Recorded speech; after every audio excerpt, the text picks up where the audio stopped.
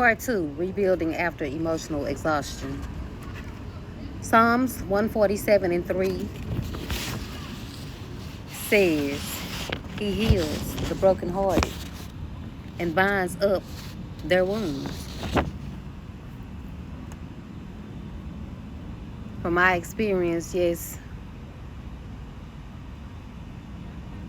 being strong for other people and everyone else but yourself, navigating through difficult situations,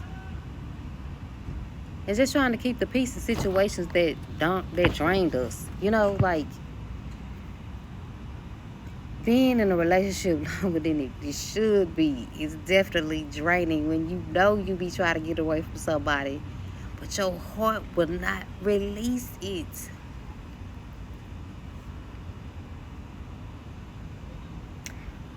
But awareness is the moment we stop pretending that we're okay and allow restoration to begin.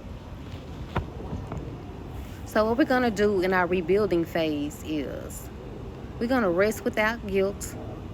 We're going to release what we cannot control. We're going to create healthy boundaries. And we're going to allow ourselves to process instead of suppress. We're going to let it go and let it flow.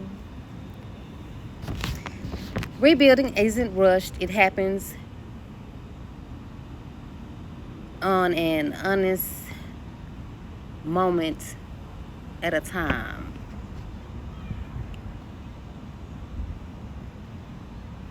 If you've been feeling emotionally tired lately, it may not be that you're weak. It may mean you've been carrying more than you were meant to carry alone. Scripture says your burdens are light. Lay your burdens at the altar. Let the Lord be your comforter, your shield and buckler and ramper.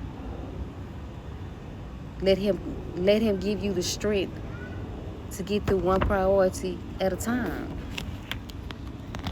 Healing begins the moment we become aware of what needs to be restored. What is something you've been carrying emotionally that you're ready to release? Let it go and let it flow. If this space helps you reflect